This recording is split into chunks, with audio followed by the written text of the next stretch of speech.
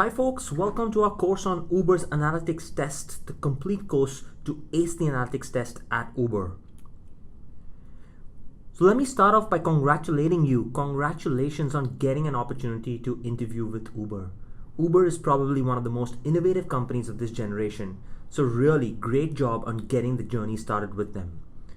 You probably know that Uber receives thousands and thousands of applications every day, so you have definitely stood out for them to have contacted you.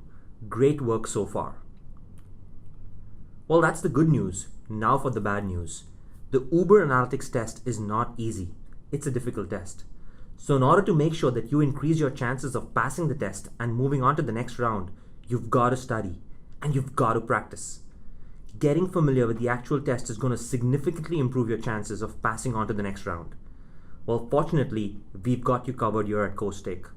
Our course on Uber's analytics test is probably one of the most comprehensive that you're going to find on the market. So let's see next what this course contains. The entire course consists of 11 modules.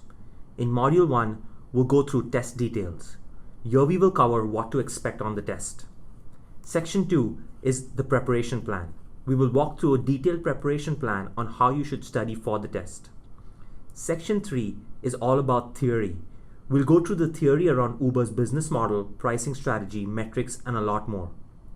Section 4 is quantitative questions based on the first CSV. On the test, you will be presented with 2 CSVs. Questions will be based on them, and we'll cover both a number of different questions and answers in this section. Section 5 is all about questions on the second CSV.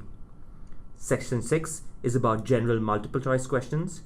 We look at a number of different general questions aimed at your knowledge of Uber's business as a whole that you will be expected to answer on the test. Sections 7 and 8 are about short and long answers that you'll be expected to write on the test. We'll cover strategies on how to approach them. In Section 9, I've added additional difficult questions and answers that have been asked on more recent versions of the test.